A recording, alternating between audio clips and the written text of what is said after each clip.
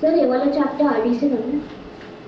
मैं करवाऊंगा, पहले शुरुआत में इसके करवाता हूँ क्वेश्चंस, उसके बाद आरडी से करवाऊंगा। Okay sir.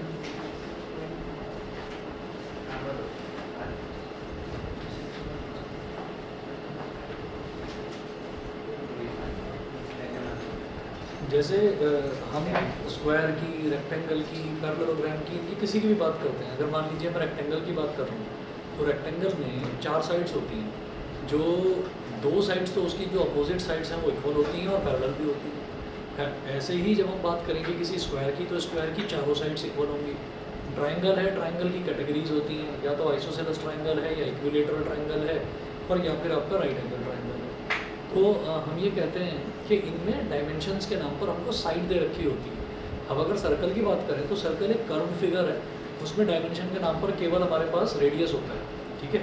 तो यहाँ पर जैसे हम क्यूबॉइड की भी अगर बात करेंगे तो मिलेगा, मेरे को क्या मिलेगा, लेंथ मिलेगा, ब्रेथ मिलेगा और हाइट मिलेगा, ठीक है। तो यहाँ पर जब हम सर्कल की बात करेंगे तो डायमेंशन के नाम पर केवल एक चीज़ मिलेगी, वो होगा radius.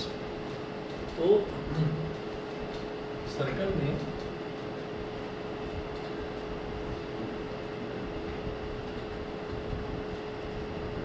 circle has only one dimension.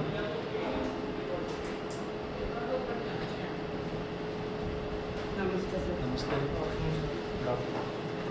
Circle has only one dimensional parameter, which is called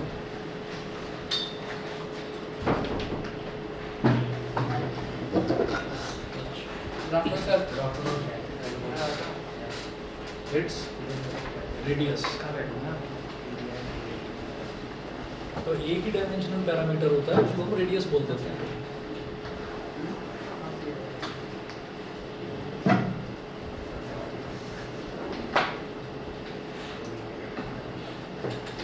sir circumference count नहीं करेंगे सर, वो भी तो सर डायमेंशन होता है। डायमेंशन नहीं है वो, तो उसका एक फिगर का पूरा लेंथ हो गया, आउटसाइड की लेंथ होगी, कर्व की लेंथ होगी। हम ये कहेंगे सर्कल का सर्कमफ्रेंस वेरी कर सकता है उसके रेडियस से।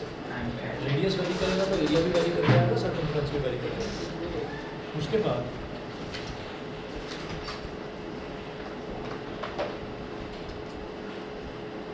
The perimeter of a circle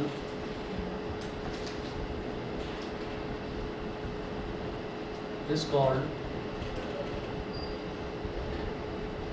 the perimeter of a circle is called its circumference and is given by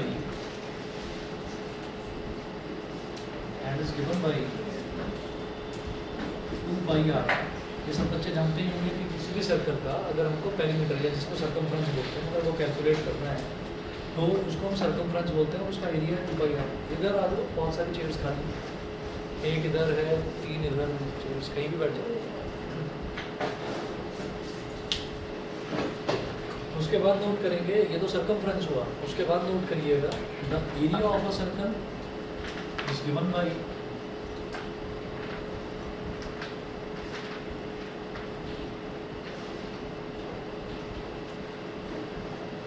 the area of a circle is given by pi r square।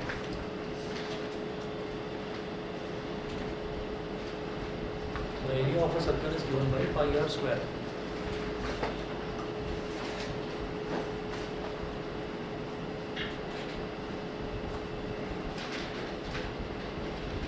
We note करें some other terms।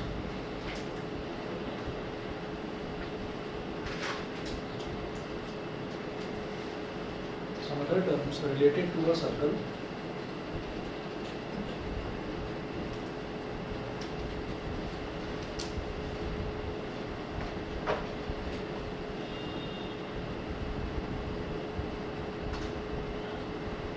पहला लिखेंगे chord।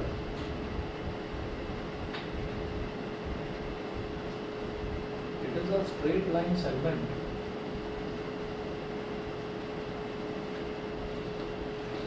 it is a straight line segment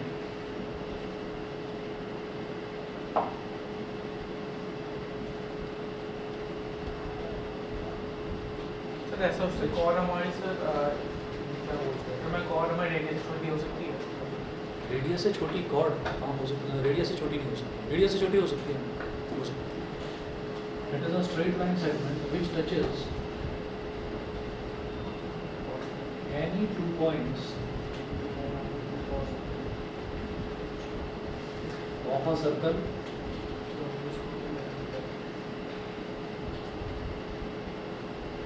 internally.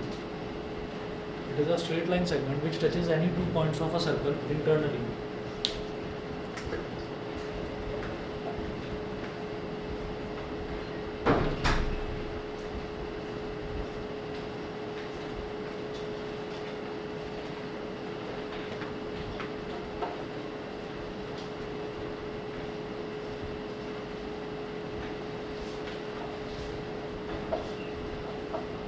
Circle का centre हो गया,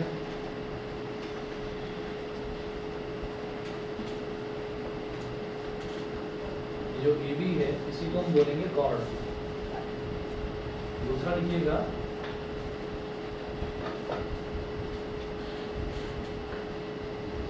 secant.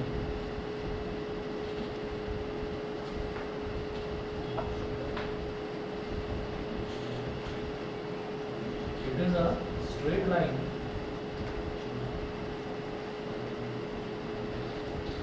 it is a straight line। यहाँ लिखा था हमने लाइन सेगमेंट, लेकिन यहाँ लिखेंगे लाइन, सिर्फ लाइन सेगमेंट नहीं लिखेंगे। it is a straight line which touches the circle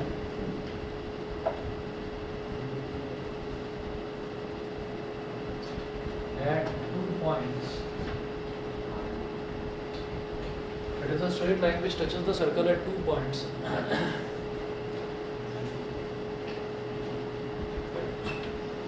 and passes straight through, passes straight through। इधर इधर देखो जहाँ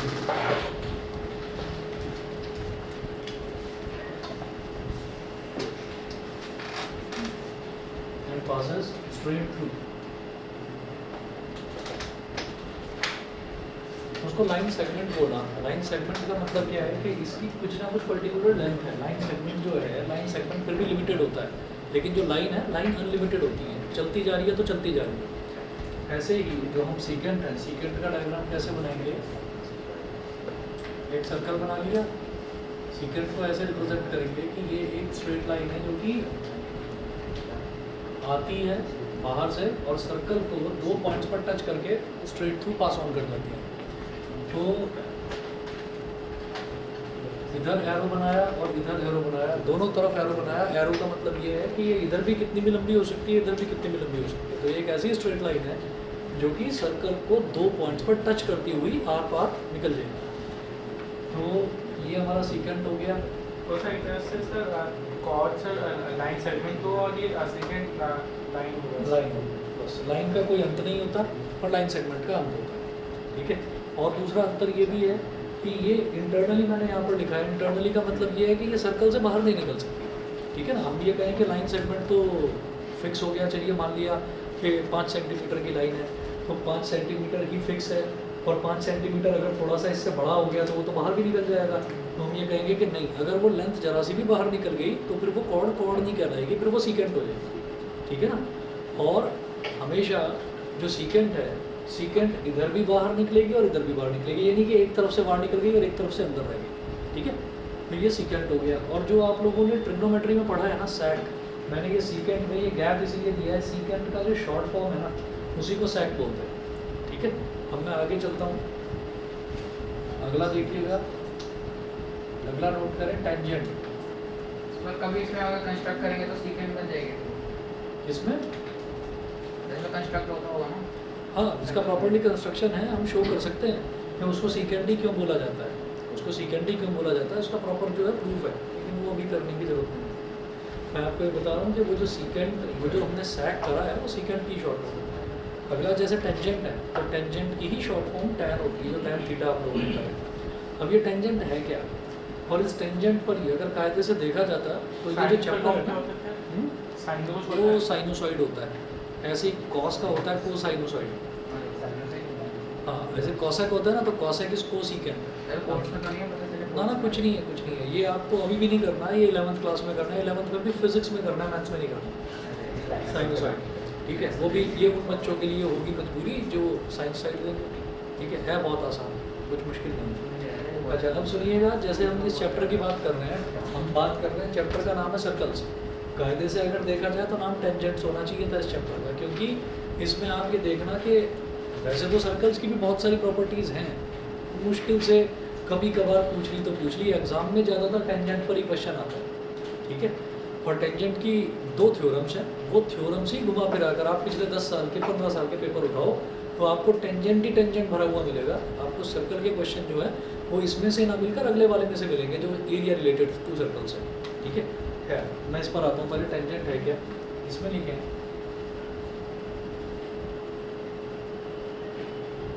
it is a straight line,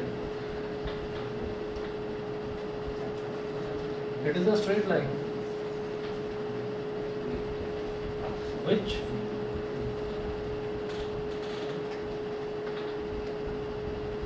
passes touching the circle, which passes touching the circle externally exactly at one point, externally exactly at one point, मतलब इस circle को बाहर से touch करेगा, अंदर से नहीं। जैसे ये कॉर्ड क्या कर रही है, अंदर से टच कर रही है, ठीक है। और ये जो सीकेंट है ये क्या कर रही है, ये भी अंदर से ही टच करती हुई निकल की जा रही है। लेकिन जो टेंजेंट है, टेंजेंट क्या करेगा, एग्जैक्टली एक पॉइंट पर टच करेगा और एक्सटर्नली टच करेगा, ठीक है। देखिए कैसे। सर अगर सेकंड एक पॉइंट से पास कर रहे हो, एक पॉइंट से नहीं, तो तब भी वो सेकंड हो गया फिर नहीं? सेकंड ना एक पॉइंट से पास हो ही नहीं पाएगा, करके देखो। तो दोनों पॉइंट से पास होगा।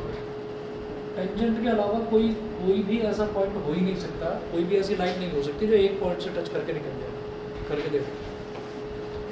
हमने ये कहा कि अगर मान लीजिए कोई भी एक लाइन है, उस लाइन को ये कर दिया तो एक पॉइंट से टच कर दिया इसने, लेकिन आर पार नहीं निकल सकती। अगर इसको आर पार निकलना है तो दूसरे पॉइंट से भी टच करेगी, समझ गए।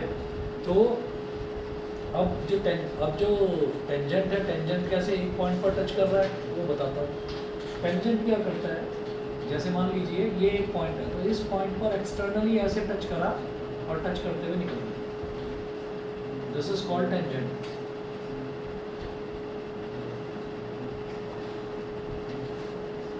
सारी बातें आज ही कर लेना।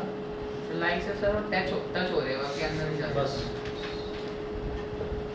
कोई बात आज जो है अधूरी ना रह जाए, बड़े दिनों बाद पिछले दोस्त मिले हैं ना।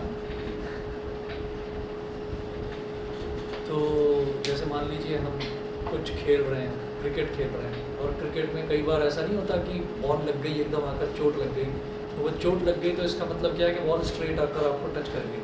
और कई बार ऐसा होता है कि बॉल आई और छूकर चली गई, बस ऐसे ही टच करते हुए निकल गई, तो हल्का सा थोड़ा सा कुछ इचिंग वगैरह हो गया है, बॉल ना छूकर निकल गई। जैसे ज़्यादातर हिंदी फिल्मों में हीरो को गोली टच करते हुए निकल जाती है, छूकर निकल जाती है, बच गया हीरो है ना।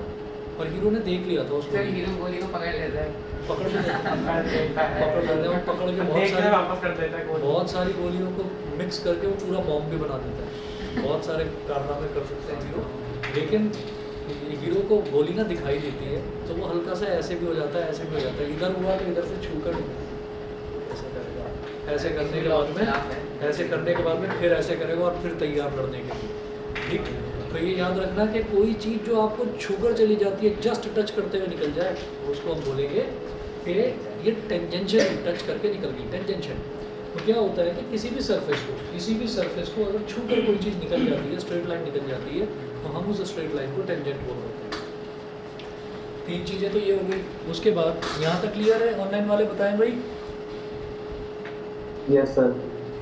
ये सर ठीक है। सर मुझे डाउट था, जो आपने रेडियस की डेफिनेशन लिखी है तो उसके अंदर पैरामीटर का मतलब सर्कमफ्रेंस ही है, डायमेंशनल पैरामीटर। मैं डायमेंशनल पैरामीटर की बात ये कर रहा हूँ, जैसे हम ये कहते हैं ना कि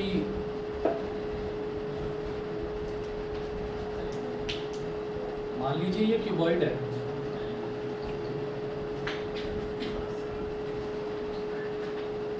ये क्यूबॉइड है मान लीजिए, तो डायमेंशनल पैरामीटर का मतलब यहाँ पर ये है जो डायमेंशन है, डायमेंशन का मतलब ये होता है कि हमसे अगर ये कहा जाता है कि भाई आप कोई भी हमारे पास किसी भी तरीके का कोई स्ट्रक्चर है, तो हमसे ये कहा जाता है इसका डायमेंशनल पैरामीटर बताइए।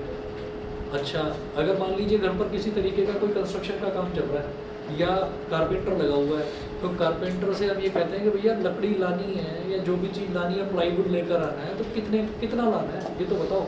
तो वो बता देगा आपको कि भाई आप ना 4 या 5 बोर्ड लेकर आ जाओ बस। अब वो बोर्ड क्या होते हैं, जब आप जाओगे और बोर्ड लेने जाओगे तो बोर्ड पर ब्लैक कलर से बड़ा बड़ा लिखा रहता है 4x6। वो 4x6 का मतलब क्या है कि उसकी जो ब्रेथ है वो कितनी है, वो 4 फुट है, ठीक है, और जो उसकी लेंथ है वो 6 फुट है, 4x6। तो इसका मतलब क्या हो गया कि ये उसके डायमेंशनल पैरामीटर हो गए, दो चीज़ें, लेंथ और ब्रेथ। तो लेंथ और ब्रेथ से हम ये अंदाज़ा लगा लेते हैं कि कोई भी चीज़ जो है वो कितनी लंबी है, कितनी चौड़ी है। अच्छा, अब उसकी मोटाई भी आती है जिसको हम हाइट बोल देते हैं, ठीक है, लेकिन वो फिक्स होता है, वो फिक्स होती है कि कितनी वो मोटी होगी, वो फिक्स होगी।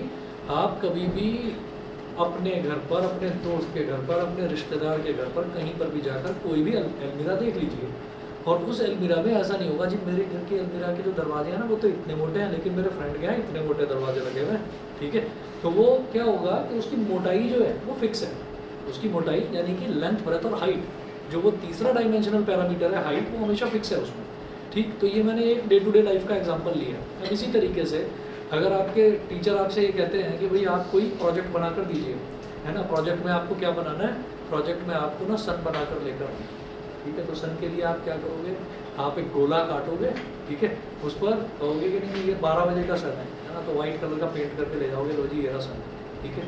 फिर कोई बच्चा कहेगा यार वाइट कलर तो मेरे पास था नहीं, चल मैं ब्लैक वो रेड कर देता हूँ हल्का सा, ये ना सुबह सुबह का सन है, ये सनराइज़ के टाइम पर मैंने इसका प्रोजेक्ट बनाने का मेरे दिमाग में आइडिया आया था। तो अल्टीमेटली आप करते क्या हैं, आप एक गोला तो काटोगे, सर्कल तो बनाओगे, तो सर्कल बनाने के लिए आपको लेंथ ब्रेथ की तो ज़रूरत नहीं है, आपको केवल एक चीज़ की ज़रूरत है, रेडियस, सिर्फ रेडियस। तो इसमें जो सर्कल है, circle has only one dimensional parameter which is called its radius. तो सर्कल में सर्कल बड़ा बनाना है या छोटा बनाना है किस पर डिपेंड करता है, रेडियस पर, कि आप रेडियस कितना ले रहे हैं, समझ गए। रेक्टेंगल छोटा बनाना है या बड़ा बनाना है ये किस पर डिपेंड करता है, उसके लेंथ पर और ब्रेथ पर। बताइए, क्लियर है, समझ गए आर्या? Yes sir. ठीक है। अच्छा, उसके बाद में मैंने ये कहा कि उसके बाद जो है जो दो चीज़ हम कैलकुलेट कर पाते हैं किसी भी सर्कल में, वो क्या है, वो उसका सर्कमफ्रेंस है, और वो क्या है, उसका एरिया। एरिया मतलब इसके अंदर कितना एरिया होगा, और सर्कमफ्रेंस का मतलब क्या है कि एक पॉइंट से स्टार्ट करो और वापस घूमकर उसी पॉइंट पर आ जाओ, तो उसकी टोटल लेंथ कितनी होगी, दैट इज कॉल्ड सर्कमफ्रेंस। तो वो 2πr फॉर्मूला है, वो उससे निकाला जाता है। उसके बाद ये तीनों टर्म्स क्लियर है? Yes sir. ठीक है।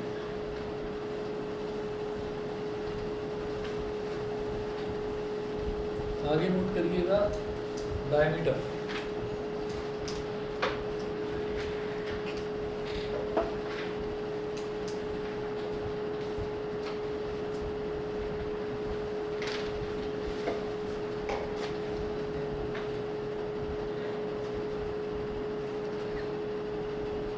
It is defined as the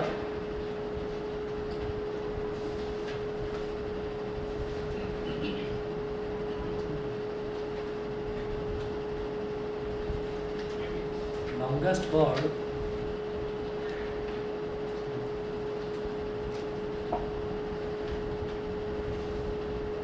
passing through the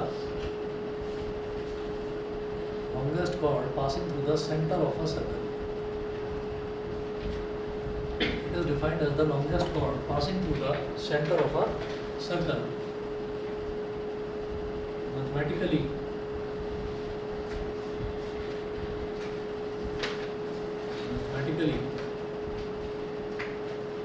diameter is equal to 2 into radius. Radius का twice होता है, twice of radius.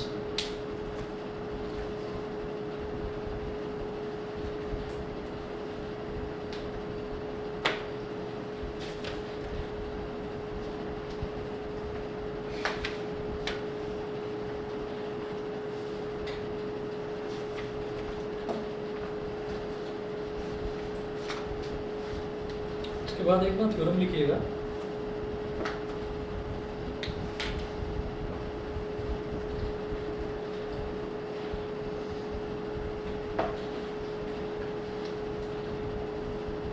Theorem 1 note कीजिए। The tangent at any point of a circle, the tangent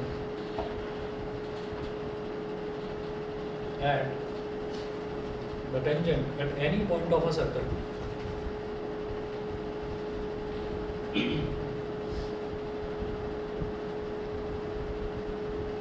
the tangent at any point of a circle is perpendicular to the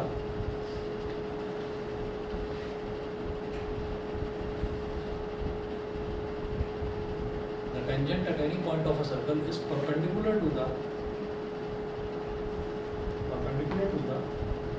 radius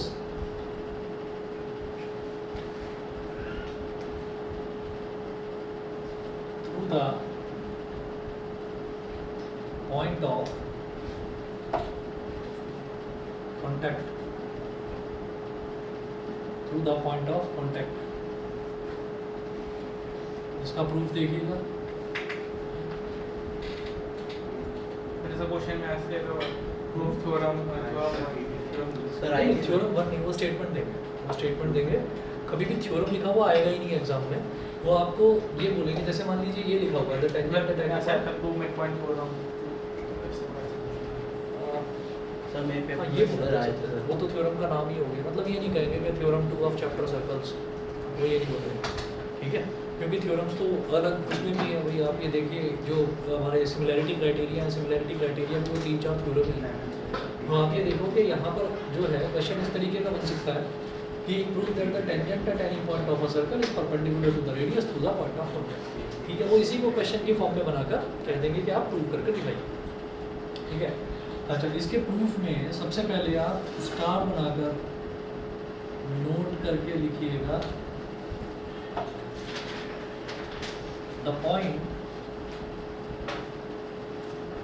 where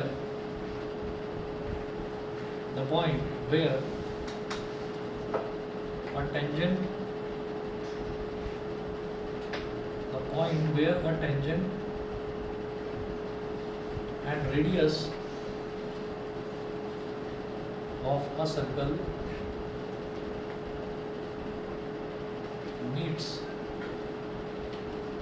is called the point of contact.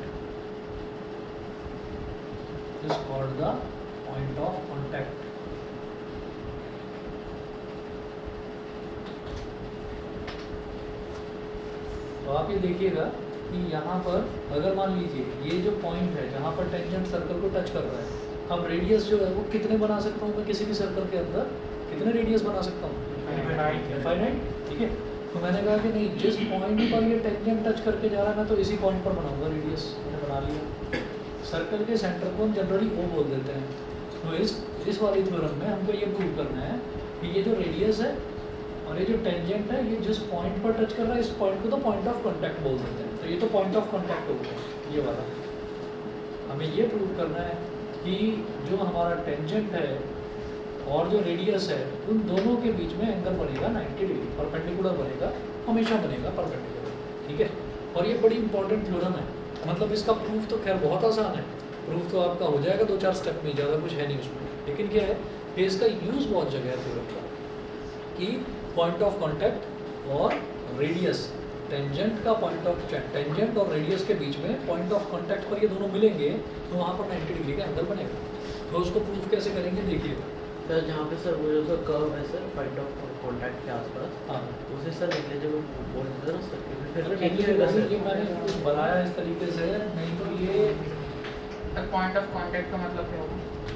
Point of contact का मतलब ये हुआ कि जहाँ पर tangent छूता हुआ निकल जाएगा। एक तो पॉइंट ये हो गया, अभी तो उसको पॉइंट ही बोलेंगे बस, कि टेंजेंट सर्कल को छूता हुआ निकल गया, अभी तो वो पॉइंट ही है। अगर उसी पॉइंट पर आपने रेडियस भी बना दिया तो फिर उसको पॉइंट ऑफ कॉन्टैक्ट बोलेंगे, समझ गए। और पॉइंट ऑफ कॉन्टैक्ट पर हमेशा जो एंगल है वो 90 डिग्री का बनेगा, ठीक है। अब इसका प्रूफ देख लीजिए। आप एक सर्कल बनाइए,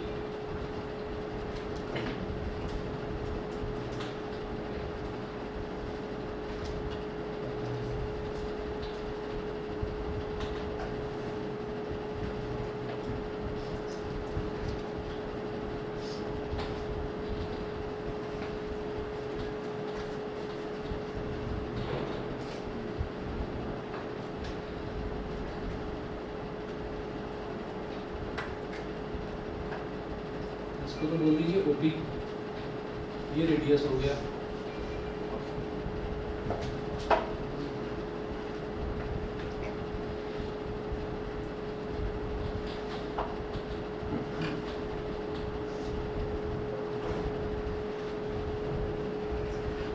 इस पॉइंट को बोल दीजिए, ये वाला जो पॉइंट है इसको बोल दीजिए क्यू, इस वाले पॉइंट को बोल दो आर, इस वाले पॉइंट को बोल दो एस, और इस वाले पॉइंट को बोल दो टी।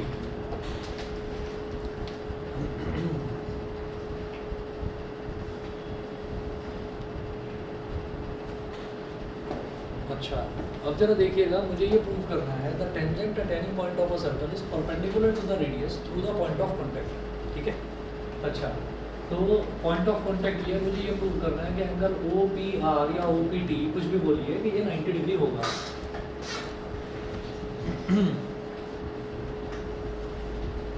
तो यहाँ पर मैं ये कहूँगा कि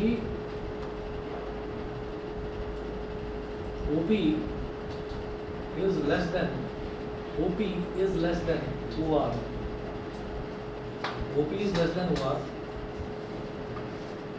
या ये मत कहो, आप एक काम करिए, OP is less than OR, इसका रीज़न क्या लिखेंगे? क्या ये कहेंगे कि नहीं दिखाई दे रहा है मेरे को, वो उससे छोटा है ना, वो तो नहीं कहेंगे, तो कुछ इसको मैथमेटिकली प्रूव करेंगे। जैसे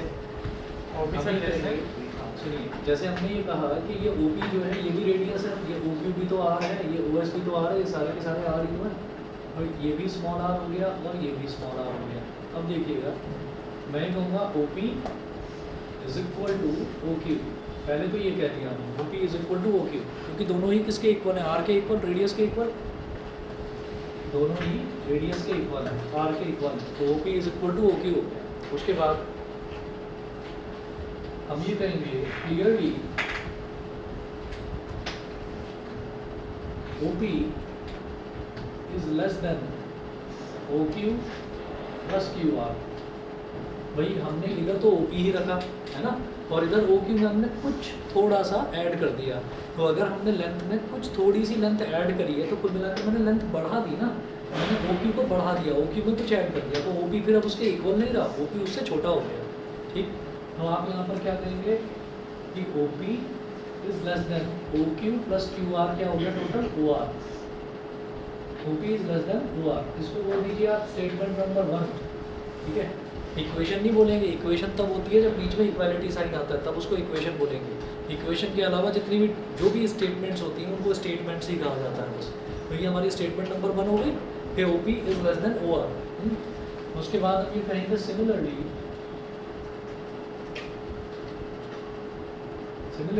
ये जो OP है ये OS के भी इक्वल है, OP is equal to OS is equal to R।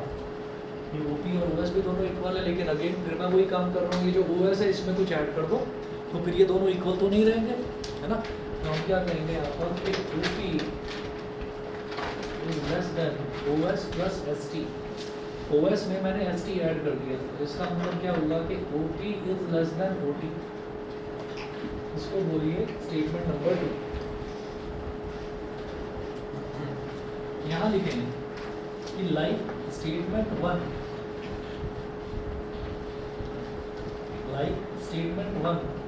and 2 there can be, like statement 1 and 2 there can be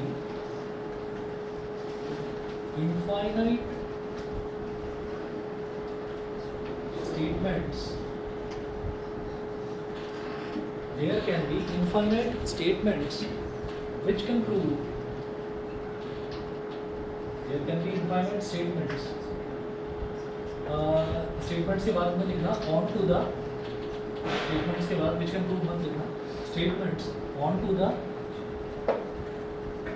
left and right, onto the left and right of OP,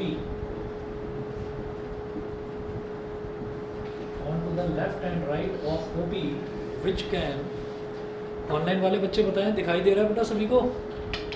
Yes, sir. ठीक है, onto the left and right of OP, which can prove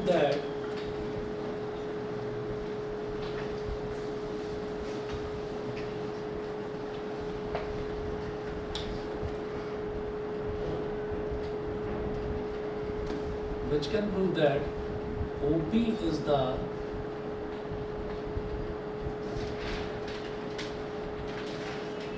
shortest of them all. ये मैं क्या बताना चाह रहा हूँ कि यहाँ पर आप OR ले लो, OT ले लो, OU ले लो, OV ले लो, कितने भी आप पॉइंट्स इस तरफ ले लीजिए, कितने भी पॉइंट्स आप इस तरफ ले लीजिए, जितने भी पॉइंट्स आप लेंगे on to the left of OP as well as on to the right of OP, हम हर एक में यही देखेंगे कि OP सबसे छोटा है, ठीक है। अच्छा तो तो सर्कल में से इन्फिनिट हो सकते हैं ना पॉइंट ऑफ कॉन्टैक्ट? क्या सर्कल? सर सर्कल में से इन्फिनिट पॉइंट ऑफ कॉन्टैक्ट हो सकते हैं ना सर? हाँ इनफाइनाइट हो सकते हैं, क्योंकि आप टेंजेंट्स भी सर्कल पर इनफाइनाइट बना सकते हो, कितने भी टेंजेंट आपने यहाँ पर बना, मैं कहूँगा नहीं मैं एक इधर बना लूँगा, एक इधर बना लो, एक इधर बना लो, बनाते चले जाओ टेंजेंट की टेंजेंट, तो इनफाइनाइट पॉइंट्स ऑफ कॉन्टैक्ट होंगे क्योंकि इनफाइनाइट टेंजेंट्स होंगे, ठीक है। तो अब आप ये देखिएगा कि यहाँ लिखिएगा we know that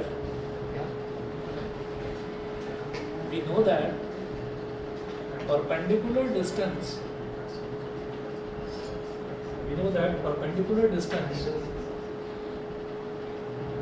is the shortest distance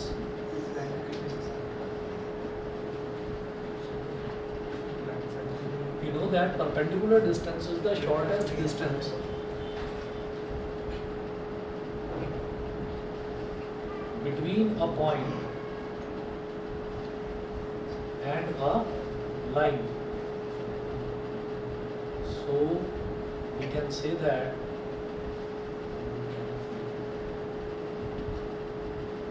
OP is perpendicular on PT and spool.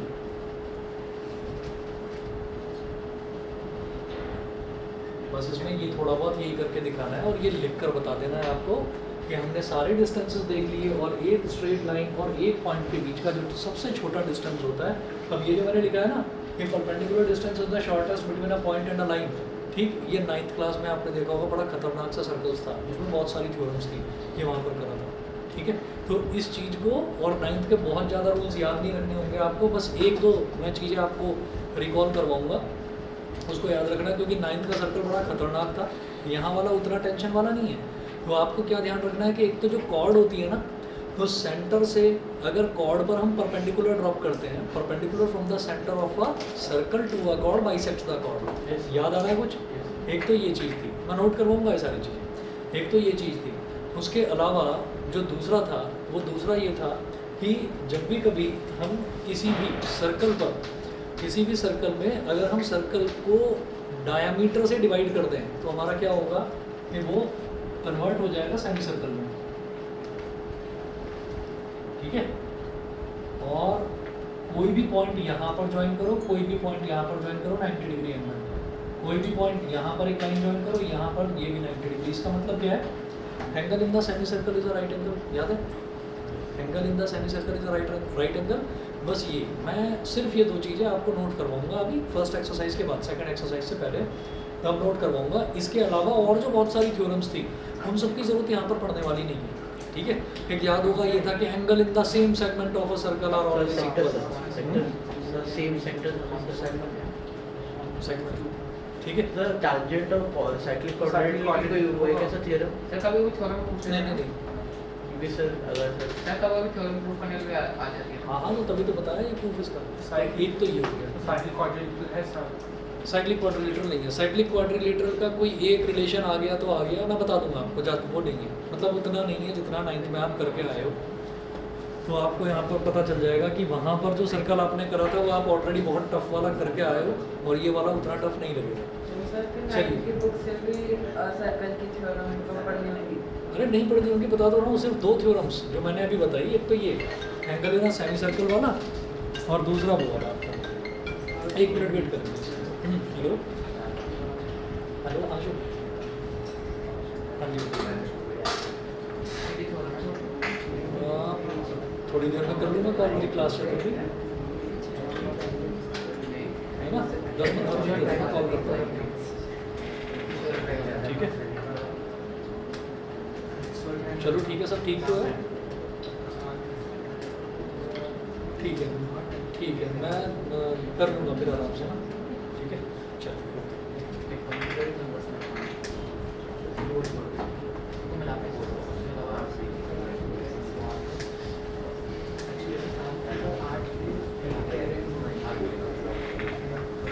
अरे एग्जाम्स आपके सबके खत्म हो गए कि नहीं? हो गए फाइनली? सर वहाँ स्टार्ट होने वाला है। सही में? 10 साल हुई तो मतलब तले नंबर से प्रेम मिलना पड़ेगा एक बार, जेवियर वालों से मिलना पड़ेगा। सर आ जाइए सर। भाई कहाँ से आए हो, क्या बात है? ऐसा है बात, आगे से पढ़ा रहा स्कूल से पीछे वहीं से नारायण भी चले जाओ। जब बच्चे सेकंड टर्म का स्टार्ट कर देते हैं तब इनके एग्जाम से स्टार्ट होते हैं, ठीक है? अभी किसी भी किसी स्कूल में कार्बोनेटेड कंपाउंड चैप्टर करवाया है? सर वो किस स्टूडियो का नाम है? अभी स्टार्ट हुआ और तुम्हारा कर भी? दिया सर हाँ तो उसमें आ गया था खत्म हो गया। अच्छा, सर आप 2 महीने पहले आ रहा था। अरे यार तुम लोग के अलावा सर बात ये कर। तुम्हारे जो स्कूल वाले हैं ना ये आपस में दोस्त हो गए। ये CSHP की फुल फॉर्म क्या है अभी?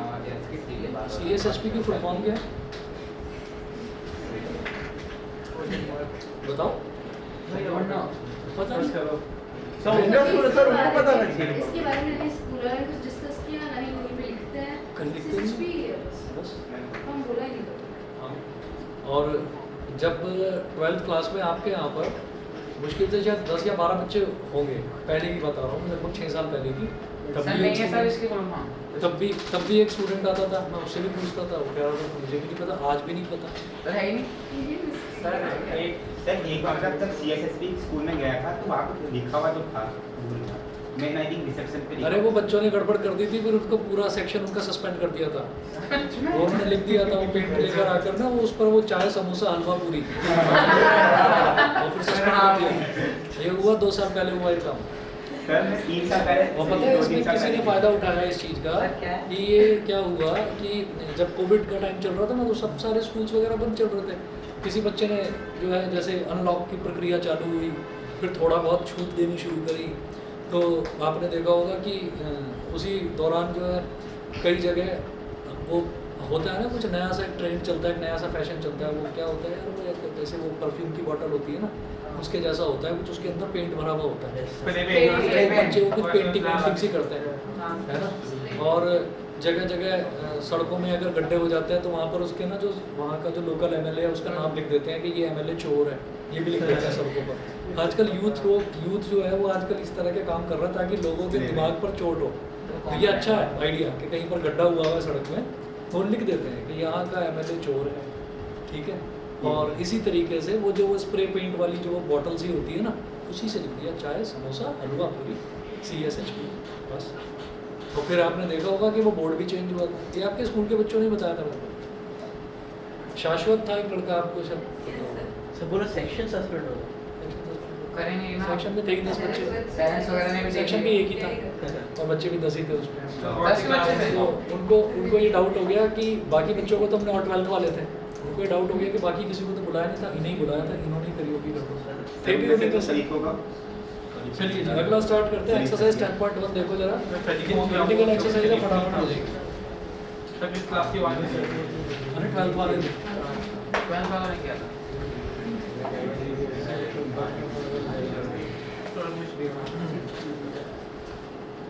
चलिए अब ना मेरे को ऐसे ही बताते चले जाओ, बस जो हमने अभी तक पढ़ा है ना अपने आप बताते चले जाओ। जैसे पहला क्वेश्चन है, हाउ मेनी सर, टेंजेंट्स। भाई सुन ले सर की।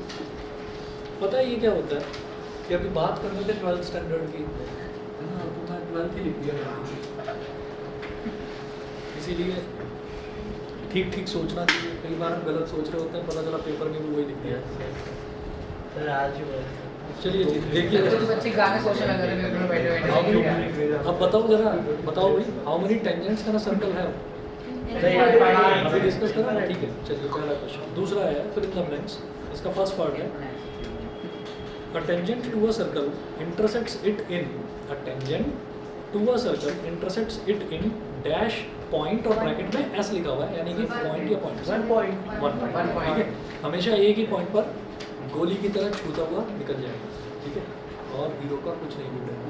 Second part, a line intersecting a circle in 2 points is called a क्या सर, क्या line? a line intersecting a circle in 2 points is called a secant। Line बोल रहे हैं ना, line segment नहीं बोला, इंटरनली नहीं बोला, नहीं तो मैं कॉर्ड बोल देता उसको, ठीक है।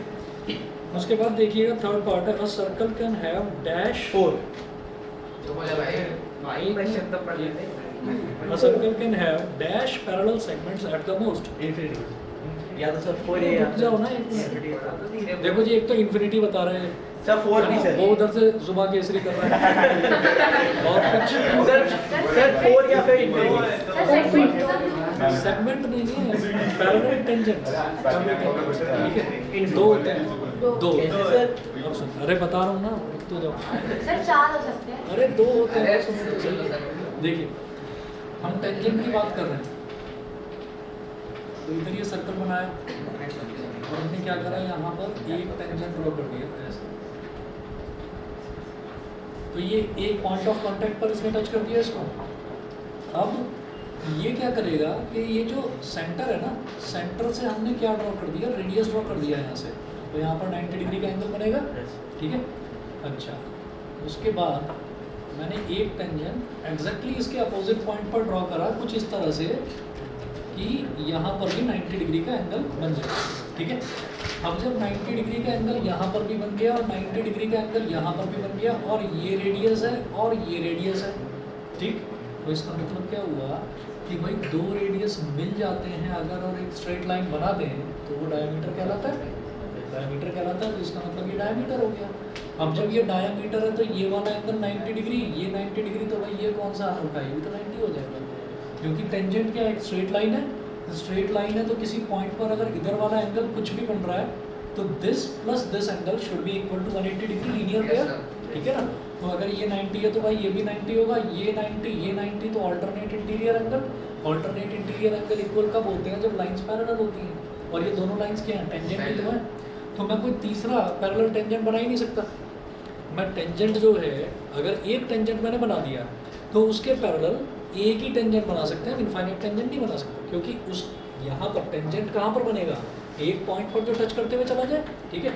और फिर इसके जस्ट अपोजिट ही तो बनाना पड़ेगा, मैं इधर इधर इधर टेंजेंट से पहले टेंजेंट नहीं होता ना, ऐसे ऐसे हो गया, ऐसे ऐसे कर दिया।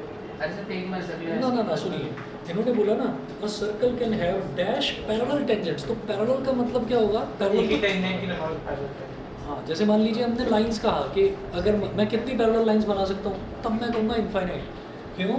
क्योंकि एक लाइन, दो लाइन, तीन लाइन, चार लाइन बना दो 1000 लाइन, हम कहेंगे कि ये सारी की सारी लाइन पैरेलल है, बना सकते हैं। लेकिन अगर मैं टेंजेंट ड्रॉ कर रहा हूँ और टेंजेंट के पैरेलल दूसरा टेंजेंट ड्रॉ कर रहा हूँ, तो भाई एक पॉइंट पर यहाँ पर टच कर गया टेंजेंट, तो फिर जो दूसरा पॉइंट होगा वो जस्ट इसके अपोजिट ही होगा। चलिए ये वाला आपने किस चीज़ के लिए बताया था? ऐसे ही लाइंस, लाइन हमने ये कहा कि लाइंस पैरेलल कितनी बना सकते हैं, इनफाइनाइट नंबर ऑफ लाइंस बना सकते हैं पैरेलल। तो टेंजेंट जो है वो भी तो एक स्ट्रेट लाइन है, लेकिन एक कंडीशन है टेंजेंट के साथ कि सर्कल को टच एक ही पॉइंट पर करेगा। आप ये कहें कि सीकेंट कितनी पैरेलल बना सकते हो, वो मैं बोल दूंगा इनफाइनाइट। कैसे? कितनी बना? एक सीकेंट, दूसरी सीकेंट, तीसरा सीकेंट, चौथा सीकेंट, बना लो कितनी। तो वर्टिकल टैंजेंट बनाए सर, हाँ बना लो, कोई बात नहीं। टैंजेंट सर सीकेंट में। हाँ, वर्टिकल आपने एक इधर बनाया और एक इधर बनाया, तो वो दो ही तो हुए। तो और उसके साथ साथ हॉरिजॉन्टल बना। अरे नहीं सुनिए, सीकेंट बन जाएगी। वो ये नहीं पूछ रहे how many pair of parallel tangents, ठीक है। आप ये कहेंगे कि अच्छा एक पेयर ये हो गया, एक पेयर ये हो गया, एक पेयर ये हो गया, ये ऐसे सब तो बहुत सारी ये आया सर। हाँ, तो ऐसे तो इनफाइनाइट बन जाएंगे। लेकिन अगर पैरेलल टेंजेंट पूछ रहे हैं वो एक दूसरे के पैरेलल होने चाहिए। एक दूसरे के पैरेलल होने चाहिए, बस ये बात। अगर पेयर पैरेलल में तो अरे वो दोबारा क्वेश्चन रिपीट कर दे वो ना। क्वेश्चन है अच्छा थोड़ा मैं भूल गया था, वजन ज़्यादा है ना बुक में, बहुत भारी है भाई, अरे सर और ये नाजुक कंधे थक जाते होंगे। सर मैं लाया हूँ सर। मैं आ गया। अच्छा ये तो और भी कमाल हो गया भाई, बुक लेकर आओ, बैग में रखी है, वाह भाई वाह। अरे भाई है जेवियर वालों ने ना कुछ गड़बड़ कर दिया इनके साथ में। देखिए a circle can have dash parallel tangents at the most, तो ज़्यादा से ज़्यादा 2 ही पैरेलल टेंजेंट होते हैं। फोर्थ वाला देखिए, the common point of a tangent to a circle, the common point of a tangent to a circle and the circle is called point of point of contact. ठीक है, तो किसी भी circle में जो टेंजेंट का और सर्कल का टच करने वाला जो कॉमन पॉइंट होगा that is called point of contact. उसके बाद देखिए क्वेश्चन नंबर 3, क्वेश्चन नंबर 3 जो है इसमें a tangent P Q eight a point, इसका फिगर ड्रॉ करूँगा, देखिएगा जरा।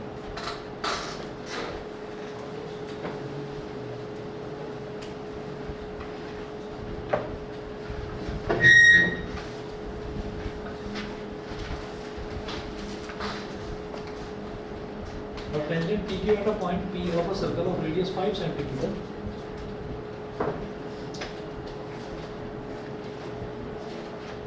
तो सर्कल बनाइए पहले तो।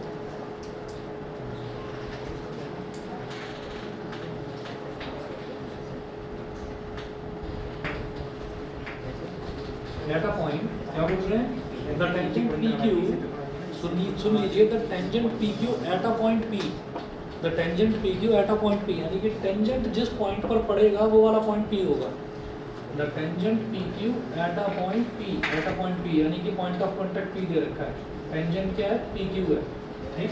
उसके बाद वो बोलते हैं meets a line through the center O at a point Q, meets a line through the center O, centre O से गुजरने वाली एक लाइन से ये पॉइंट Q पर मीट करता है, so that OQ is equal to 12 centimetre. ये जो OQ है ये दे रखा है 12 centimetre, tangent PQ at a point P of a circle. पहला वाला क्वेश्चन है उसको तो इनफिनिट होगा ना। चलो रुको तो सही, tangent PQ at a point P at a point P of a circle of radius 5 centimeter meets a line through the center O, meets the line through the center O at a point P, so that this is equal to 12 centimeter। इसका answer बताना है क्या? Sir 119 under root centimetre. Under root 119 दे रखा है। चलो भाई सुन लो, sir वो ही होगा ना सर, पाइथागोरस की तरफ से। पाइथागोरस तो होगा, और पता है क्या है, ये कई बार ऐसी चीज़ दे देते हैं कि बच्चा कंफ्यूज होकर जल्दीबाजी में 13 करके आ जाएगा। 13 भी दे रखा है ना इन्होंने मोबाइल को। पता है क्या होता है कि एकदम से बच्चा जैसे ही देखेगा तो 3, 4, 5 पाइथागोरियन ट्रिपलेट है, बड़ी फेमस है, याद है सबको। ऐसे ही 5, 12 और 13 ये भी सबको याद है। लेकिन याद रखना कि ये 90 डिग्री एंगल है ना, तो 90 डिग्री के सामने वाली साइड हाइपोटेन्यूज होती है, वो सबसे लंबी साइड होती है, तो वो 13 होनी चाहिए। अगर इन्होंने वो 13 दे रखा होता तो सोचना ही नहीं पड़ता, ये PQ 12 आ जाता। समझ रहे हो? तो जैसे ही बच्चों को दिखाई देगा कि अच्छा 5 है, 12 है, 13 लिख दिया, मारा टिक और चल भाई आगे। ठीक है, तो याद रखना ये गड़बड़ ना हो जाए, ये गड़बड़ ना हो जाए। समझ गए ना? ट्रिग्नोमेट्री में से फिगर बनाना जरूरी होता है। हाँ, ट्रिग्नोमेट्री में हर क्वेश्चन में फिगर बनाना जरूरी होता है। नहीं ट्रिग्नोमेट्री में तो कोई ज़रूरी नहीं, हाँ सर्कल में सर्कल बनाना ज़रूरी है। नाम लिखा रखा है कि मार्केट का फिगर नहीं अरे बनाना। तुम बात ही मत करो, उनकी छोड़ो।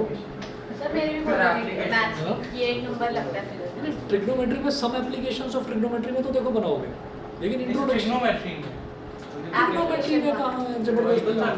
मैं यहाँ से लेके पास पर अरे प्रूव करना है अगर मान लीजिए कुछ भी, तो उसमें फिगर कहाँ से कि नहीं ये थीटा होता है, ये ट्रायंगल होता है। तो मैं पूरी कर रहा है। छोड़ो, तरीके से चलो जी कर लोगे, PQ की लेंथ निकाल लोगे। चलिए जी अगला देखो एक बार, क्वेश्चन नंबर 4। क्वेश्चन नंबर 4 जो है ना, क्वेश्चन को समझ लो, ऐसा क्वेश्चन पेपर में आता नहीं है। देखो जरा क्या है, draw a circle and 2 lines parallel to a given line such that one is a tangent and the other a second to the circle. तो यार इतना आसान क्वेश्चन पेपर में आएगा नहीं। एक सर्कल बनाओ, उस सर्कल में दिखाओ टेंजेंट का, उस सर्कल में दिखाओ सीकेंट कहाँ पर है, तो ये ऐसा आएगा नहीं पेपर में क्वेश्चन। तो ये कुल मिलाकर आप लोगों ने जो ये नए कंसेप्ट पढ़े हैं सर्कल के, कुछ नई टर्म्स पढ़ी हैं, उनको जानने के लिए थी ये पहली एक्सरसाइज। इसमें से एग्जाम में ज़्यादा आता नहीं। उसके बाद और कुछ इंपॉर्टेंट थ्योरम्स हैं, और एक्सरसाइज 10.2 जो है ना इसकी, इसमें 13 क्वेश्चन है, और यही मेन एक्सरसाइज है इसकी, जो सर्कल वाली। ठीक है, दो या छह नेक्स्ट क्लास में, हाँ 2 नेक्स्ट क्लास में देखते हैं इसको। आज के लिए होमवर्क कुछ नहीं है। 2 थ्योरम है सर, 2 ही थ्योरम है। नहीं 3 है, दो है। मतलब एक तो अभी कर लिया है ना, 2 और है। सुभान मैथ्स की बुक देखना है बस। सर इसी का कन्वर्ट है